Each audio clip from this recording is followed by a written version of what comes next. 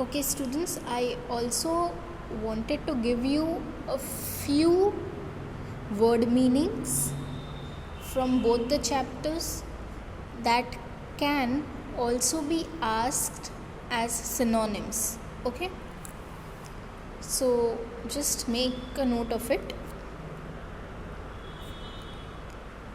Monocle, single eye glass,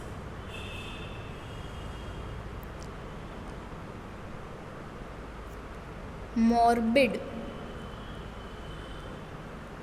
ડિઝીઝડ, બીમાર છે એને મોર્બિડ આપણે કહીશું. ડન્ડરહેડ,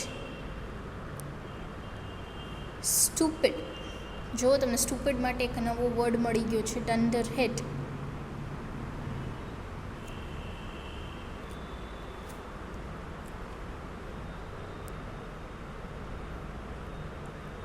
ઝેફાયર, હવે જેન્ટલ વિન્ડ એટલે વિન્ડ આપ્યું હોય તો પણ ઝેફાયર આવી શકે છે. આ તમને નવા નવા વર્ડ્સ તમને સમજાશે. ફૂલિશ માટે આપણે શું વાપરી શકીએ છીએ તો ગૂઝી ઇઝ ફૂલિશ.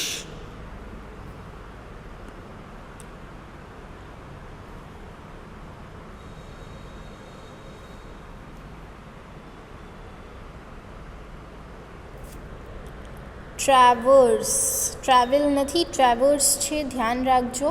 પણ એનો મિનિંગ ટ્રાવેલ જ થાય છે.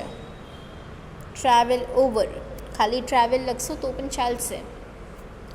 પછી આ તમે બધાએ એક મૂવી જોઈ હશે, ટ્વાઇલાઇટ. ઘણા એને ગમી પણ હશે. એનું મિનિંગ શું થાય છે? ડસ્ક. ડસ્ક એટલે શું? સાંજ પડી હોય અને સાંજ અને રાતની વચ્ચેનો જે ટાઈમ હોય, જ્યારે અંધારું થતું હોય, એને આપણે ડસ્ક કહીશું. એનું ઓપોઝિટ થાય છે ડોન. ડોન એટલે જ્યારે રાતમાંથી સવાર થતી હોય એને આપણે ડોન કહીએ છીએ, અને સાંજમાંથી રાત થતી હોય એને આપણે ડસ્ક કહીએ છીએ, એટલે કે ટ્વાઇલાઇટ. Next is fragile.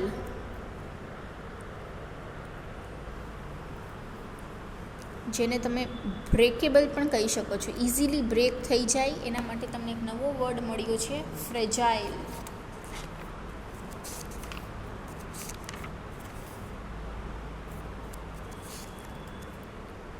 પછી સ્લિડ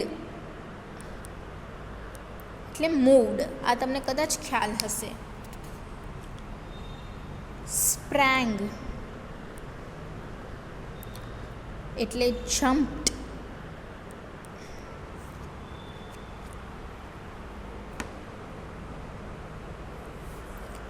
બહુ એક્સપ્રેસ કરે એના માટે તમને એક નવો વર્ડ આપું છું, ઇલોક્વેન્ટ એટલે કે એક્સપ્રેસિવ.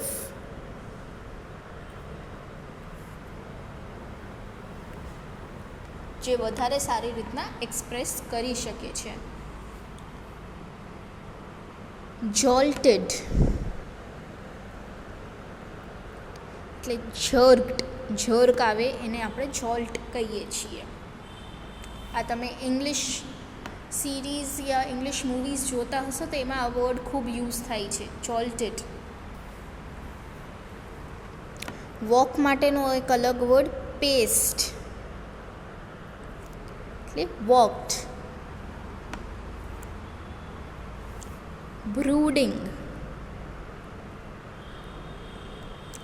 એટલે વરીઇંગ, ચિંતા કરવી, એને તમે વરી કહો છો, એની જગ્યાએ તમે બ્રૂડ પણ કહી શકો છો.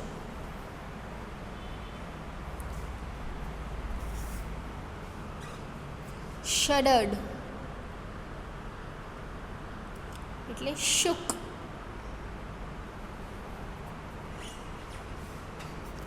ફેડ થઈ જવું એવું આપણે કહેતા હોય છે, ફેડ થઈ ગયો છે, કલર ફેડ થઈ ગયો છે, સાઉન્ડ ફેડ થઈ જાય છે, એના માટે નવો વર્ડ રિસીડ.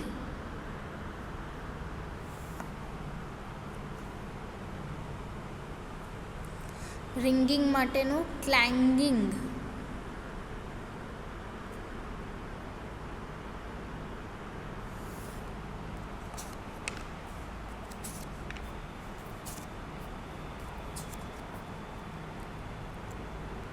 પ્લાનનો થોડોક ભારી શબ્દ થઈ જશે સ્ટ્રેટેજી. આપણે નોર્મલી યુઝ ન કરીએ, પણ કાંઈ બિઝનેસ પ્લાન કરતા હોય કે એવું કરતા હોય ત્યારે આપણે સ્ટ્રેટેજી એવું કહીએ છીએ. અપ્રોપ્રિએટની જગ્યાએ તમે ઘણી વખત એપ્ટ લખતા હશો, તો એપ્ટલી એટલે અપ્રોપ્રિએટલી.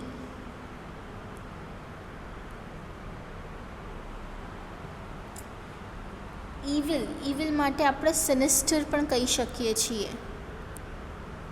ઇવિલ ઇઝ ખરાબ.